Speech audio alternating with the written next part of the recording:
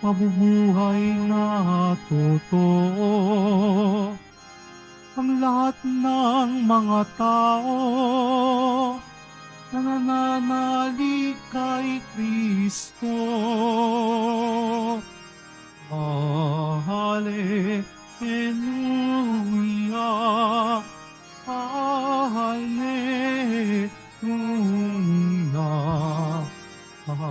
Hallelujah, Hallelujah.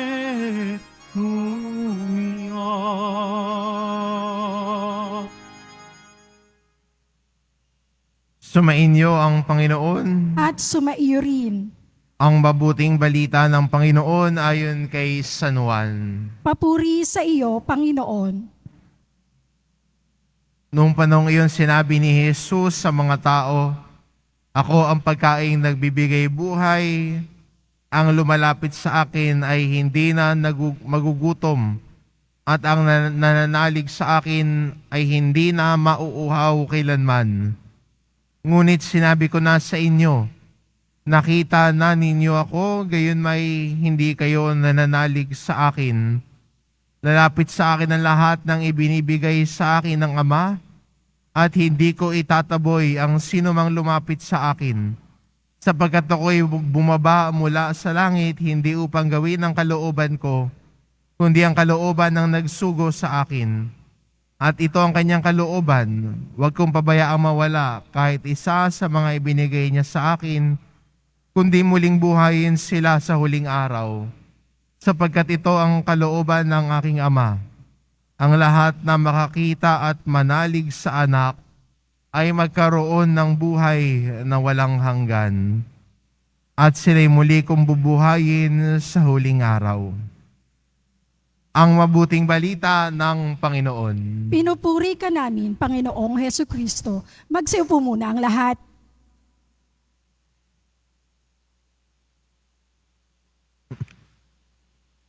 Magandang balikan natin ang ating unang pagbasa.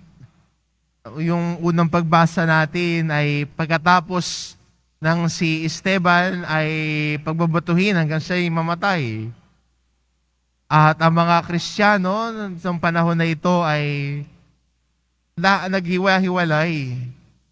Pero magandang makita, no, kahit na may nagsimula ang pag-uusig laban sa kanila, naghiwa-hiwalay sila, pero kung saan man sila nagpunta, patuloy pa rin silang nagpahayag ng salita ng Diyos.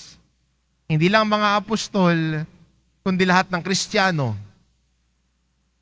Ang lahat ng Kristiyano ay ginamit ang bawat pagkakataon sa kanilang pag-alis mula sa Jerusalem na ibahagi ho ang mabuting balita ni Kristo. Maganda rin po ito sa atin bilang mga Kristiyano na muling palalahanan ng ating paglago sa pananampalataya. At ang ating paglago po sa pananampalataya ay hindi lamang tayo tagatanggap, hindi lang tayo tagakinig, pero kasama sa paglago natin sa pananampalataya natin, na mula sa pagiging tagapakinig, tayo na rin ay tagapahayag ng mabuting balita. Lahat ng Kristiyano, ito ho ang misyon.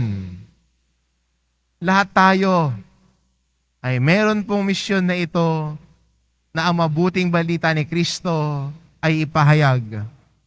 Kaya maganda rin makakuha ng inspirasyon sa ating unang pagbasa na ang bawat sambahayan, kahit saan man sila nagpupunta, ay ipinapahayag ang mabuting balita ni Kristo sa kanilang nakakadaupang palad. Maganda rin po para sa atin bilang mga Kristiyano ngayon, na sa ating paglago, sa ating pananampalataya, sana ho'y lumalago tayo sa pananampalataya natin. Tulad doon ng sinasabi ni San Pablo, sana wag manatiling parang bata ang ating pananampalataya. Tayo ay nagmamature sa ating faith. At kasama ng ating maturity in faith ay ang ating kakayahang pagbabahagi ng mabuting balita. Part of maturing is embracing mission.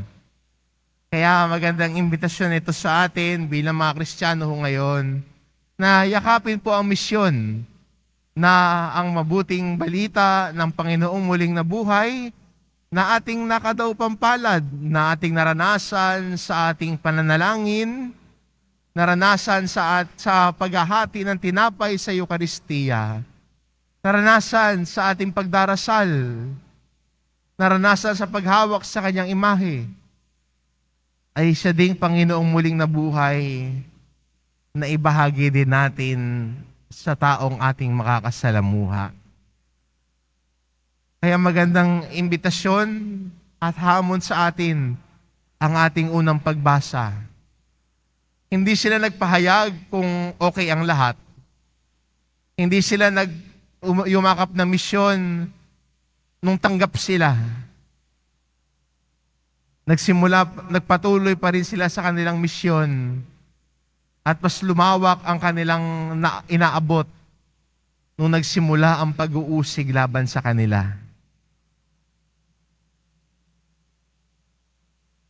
Problems, persecution did not stop the early Christians from sharing the gospel.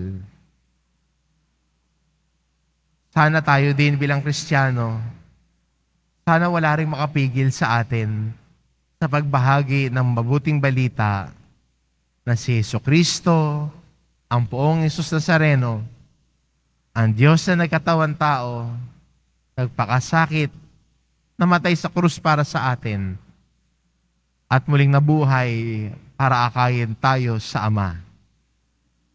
Huwag tayong mahiya ibahagi si Jesus. Huwag tayong mahiya na ibahagi ang Panginoong muling nabuhay sa iba.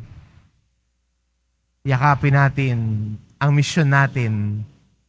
Ang misyon na ito, natutulong sa atin para maging mabubuting saksi. At ganoon din, kung ganoon na yun din ang ating gagawin, tayo din ay lalago at magmamature sa ating buhay pananampalataya. Sabi nga ni San Pablo, huwag nang manatiling parang bata. Lumago na at maging matanda sa pananampalataya. Amen.